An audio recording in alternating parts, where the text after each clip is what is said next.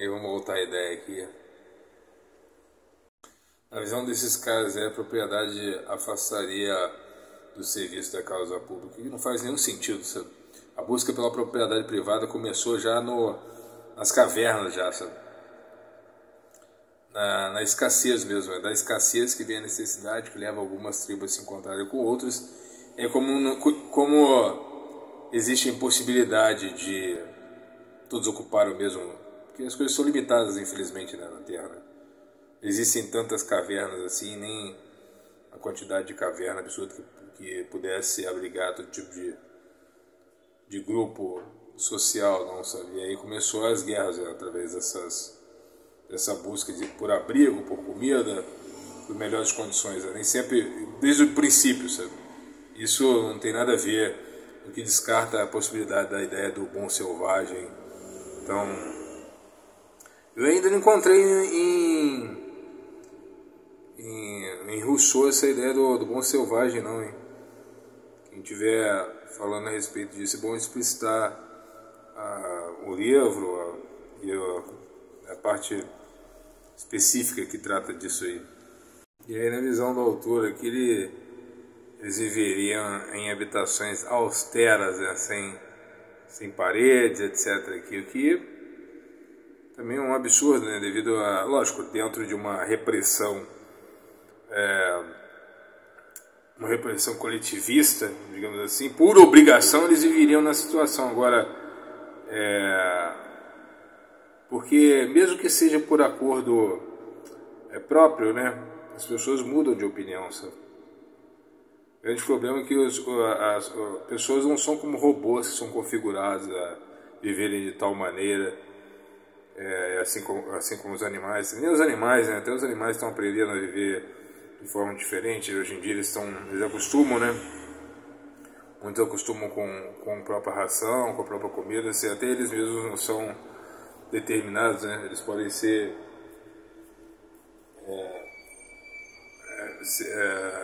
lógico, um certo limite, né? Até mesmo eles se abrem para um outro tipo de rotina e novidade. Agora, e dirá do homem, né? Então, a esquerda, uma das traços também bizarros da esquerda é que ela trata o ser humano como se fosse um bicho, um certo robô, assim, e pode ser programado e nunca mais ele muda de opinião, de razão, etc.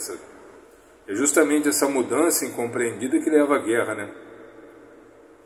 É o sujeito que já conhece a rotina da tribo quando ele começa a se opor, quando ele entra em estágio de orgulho, que é natural do ser humano também, é de desejo por conquista e poder. Estou falando aqui com base em Fantini e Fenton, em Fachini e Fenton da antropologia, por enquanto, né? Outros irão, mas muito bem isso. Aí, na visão aqui do autor, aqui, dedicar-se exclusivamente, abre aspas, né, ao governo e à defesa da cidade, fazendo suas refeições em comum, e vivendo em habitações austeras, sem portas e paredes. Até parece, né? Homens e mulheres seriam iguais entre si. As tarefas públicas serão comuns aos dois sexos, mas em sua divisão levar-se-iam em conta a fragilidade das mulheres e a força dos homens. Não sou eu que estou dizendo, não, tá? É o próprio filósofo identificado aqui, Hipódamo, identificado pelo autor aqui, sabe? Como chama o Jean? Pelo Jean. Então, isso na concepção dele. Rapazes, aí continuando, né? Rapazes e moças não só fariam os mesmos estudos, como também participariam dos mesmos exercícios esportivos e militares. Mas E aí, lógico, né, deveria ter uma gama de leis para regularizar isso aí. Quanto mais, dá para ver assim, quanto mais igualitário, mais leis de controle para inibir excessos e mais autoritarismo em si. Então, assim, é uma reflexão também que pouca gente da esquerda faz.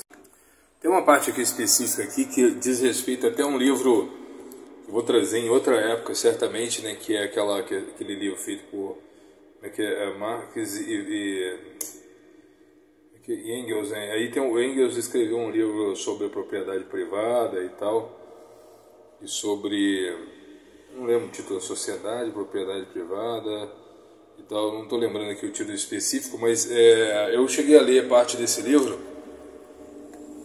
pelo menos um quarto dele, e tá lá nesse livro explicitado alguma coisa que o autor vai falar aqui, que o Jean vai falar aqui, ó, abre aspas, ó. Vamos ver aqui, mulherada, vamos ver se vocês concordam com isso, ó. As mulheres seriam comuns a todos os homens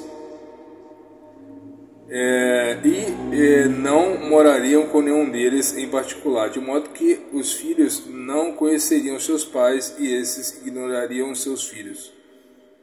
Ou seja, seria uma suruba generalizada, né? Seria uma sussu. Vamos voltar aqui, vou cortar essa parte, infelizmente. Seria uma sussu generalizada, não pode falar esse nome aqui não. Seria uma sussu generalizada, uma bagunça danada, de modo que os homens não saberiam. Lógico, a mulher seria identificada, mas os homens não saberiam quem seria o pai, e todos seriam um espírito de fraternidade, né? Na possibilidade de. Aí, né, haja chifre, né? E, então, quer dizer, não existiriam casais, né? Se isso não é uma afronta à doutrina cristã, né, e à religião dos nossos dias, né, eu não sei mais o que seria. E eles falam isso como se fosse uma coisa fantástica mesmo, sabe? E como se barbáries assim, de formas bizarras de organização não existissem, como se fosse a coisa mais interessante do mundo, né? Então, assim, o estado que a sociedade se encontra, com bem ou mal, é a melhor das estruturas possíveis, sabe? Isso que essas estruturas já fizeram parte dos experimentos, assim, né? Naturalmente já existe, assim, até mesmo esse livro tô com Weber na cabeça, foda. Esse Engels, até mesmo esse livro de Engels confirma em algumas regiões, em alguns estados de organização, que essa prática foi comum, a visão de Engels, pelo menos ele coloca no livro, e sei lá, ele coloca como se fosse assim, ele conta essa parte como se fosse a maior das maravilhas. Você tá vendo aqui, precisa desse cristianismo, dessa caretice cristã, não, sabe? Já houveram sociedades aí com uma dinâmica totalmente particular com relação a isso. Agora, achar que isso funcionaria hoje em dia é no mínimo uma inocência, né? Fruto aí da síndrome de Peter Pan, ou da adolescência tardia. Mais adiante, abre aspas, as uniões seriam feitas sem consideração da ordem sentimental, com o objetivo único de manter o vigor da raça. Se isso é um tipo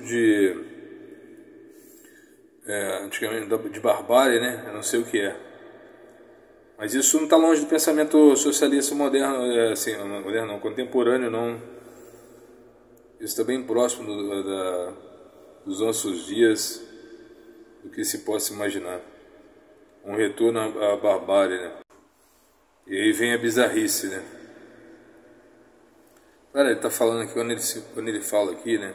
É um resgate à ideia de Platão. Se não me engano, essa concepção aqui está no livro da República de Platão, e até foi explicitado há um tempo na gravação anterior, está na República de Platão. Mas tem mais absurdos também, lógico, foi utilizado por Engels nos seus escritos lá. Mas tem lógico, em outro contexto, com mais detalhes. Agora se prepara que não é o pior, né? Vem um absurdo maior, vem agora. As crianças defeituosas seriam expostas, isto é, eliminadas. Então, assim, olha a bizarrice. Só que pro sistema socialista isso daqui é normal, não seria má ideia, não. Tanto é que existe um esforço da esquerda não só com o aborto, como também com o fim das relações convencionais, né? Casamento, etc, daí por diante, sabe? Então, assim, esses caras não vieram pra brincadeira. Eles não estão brincando, sabe?